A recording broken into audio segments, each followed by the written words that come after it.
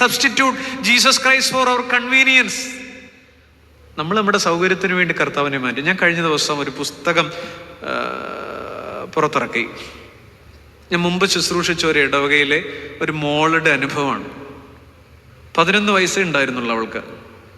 Brain stem glioma എന്ന് പറയുന്നൊരു brain tumour വന്നതാണ്. 31 റേഡിയേഷൻ അവൾക്ക് ചെയ്തു, കീമോതെറാപ്പികൾ ചെയ്തു. 1.5 വർഷം ഈ കഠിനമായ ഈ വേദനയിലൂടെ പോയി. ഒരു 4ാം ക്ലാസ് വരെ പഠിച്ചിട്ടുള്ളൂ. പിന്നെ കോവിഡായിരുന്നു. അതിഭയങ്കരമായ ഈ ക്യാൻസർ വേദനയും കൂടെ പോയപ്പോൾ അവളുടെ ശരീരാവസാനം തളർന്നു പോയിട്ടുണ്ട്. അവളിങ്ങനെ അധികം മിണ്ടാത്ത കുട്ടിയാണ്.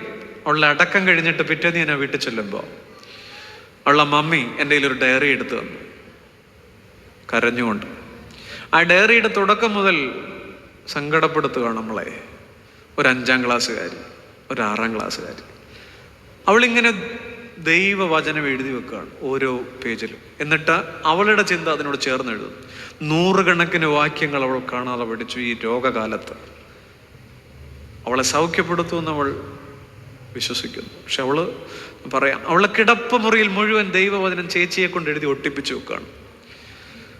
MRI സ്കാനിങ്ങിനൊക്കെ കയറുമ്പോൾ 91 സംഘത്തിന് ഉറക്കെ ചൊല്ലിക്കൊണ്ടിരിക്കും, പേടിയാവാണ്ടിരിക്കാൻ. നമ്മുടെ കൊച്ചിന് 23ന്റെ പകുതിയെ അറിയാവൂ. മുറിവില്ലാത്തതുകൊണ്ടാണ്, നിറവ് മാത്രമേ ഉള്ളതുകൊണ്ടാണ്.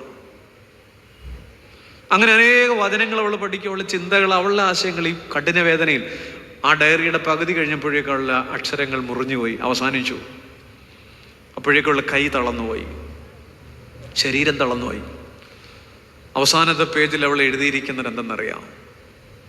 ഞാൻ ആ ഒരു പുസ്തകം നമ്മുടെ സൺഡേ സ്കൂൾ കുഞ്ഞുങ്ങൾക്ക് വേണ്ടി പുറത്തിറക്കിയിട്ടുണ്ട്. ഷാരോൺ, വെളിച്ചത്തിൽ കുളിച്ച പെൺകുട്ടി. അവളുടെ അവസാനത്തെ പേജിൽ ഈ 6ാം ക്ലാസ് വരെ എഴുതിയിരിക്കുന്നത്, ഞാൻ കർത്താവിനെ തേടി അവിടുന്ന് എനിക്ക് ഉത്തരമരുളി. രക്ഷിപ്പാൻ കഴിയാതെ വണ്ണം ആ വാക്യം യെശയ്യാ 62:1. എന്നിട്ട് ആ മോൾ എഴുതുകയാണ്, നീ ആഗ്രഹിച്ചതും നീ പ്രതീക്ഷിച്ചതും നീ ചിന്തിച്ചതുമായ കാര്യങ്ങൾ നിന്റെ ജീവിതത്തിൽ നടന്നില്ലെങ്കിൽ നീ നിരാശപ്പെടരുത്. നീ കണ്ടിട്ടില്ലാത്ത, നീ അറിഞ്ഞിട്ടില്ലാത്ത മറ്റൊരു വാതിൽ ദൈവം നിനക്ക് തുറക്കും. 6ാം ക്ലാസ്സാണ്. അത് കഴിഞ്ഞിരിക്കുകയാണ്, വീഴുമ്പോൾ കരം പിടിച്ചുയർത്താനും കണ്ണീർ തുടയ്ക്കാനും നിഴലിനേക്കാളും നിന്നെ പിന്തുടരുന്ന ഈശോ കൂടെയുള്ളപ്പോൾ നീ എന്തിനു ഭയപ്പെടണം? ഇവിടെ നിന്ന് ഉറങ്ങാതൊന്ന് കേട്ടെ.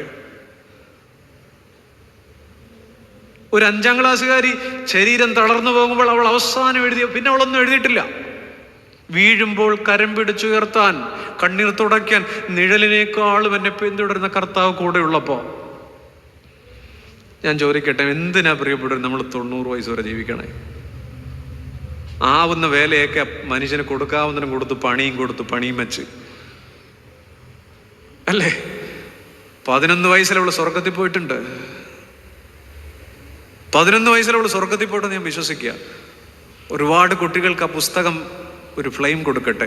ബട്ട് നമ്മുടെ കുട്ടികൾ, we substitute Jesus Christ for our convenience. നമ്മൾ നമ്മുടെ സൗകര്യത്തിന് വേണ്ടി മാറ്റിവെക്കും കർത്താവിനെ. ഒരു മഴ പെയ്ത തീർന്നു, ഒരു വിരുന്നുകാർ വന്നാൽ തീർന്നു, ഒരു ട്യൂഷൻ വന്നാൽ തീർന്നു. ഈ നിറവിൻ്റെ കൃപയിൽ ജീവിക്കുമ്പോൾ ചിലരൊക്കെ നമ്മളിങ്ങനെ വിസ്മയിപ്പിക്കുന്നുണ്ട്. ഒരു മോളുടെ കാര്യം ഞാൻ പറഞ്ഞത്. അതുകൊണ്ട് നിറവിൽ നമ്മൾ ദൈവം ഉണ്ടെന്ന് പറയും. പിന്നെ അവൾ പേന തൊട്ടിട്ടില്ല. എന്തിന് പേന തൊടണം? നമ്മൾ എഴുതിയതൊക്കെ ഇവിടെ പാലിന്റെ കണക്കും ഗ്യാസിന്റെ ബില്ലും അല്ലേ നമ്മൾ എഴുതിയിട്ടുള്ളൂ. നല്ല നാളുകൾ നീയേകി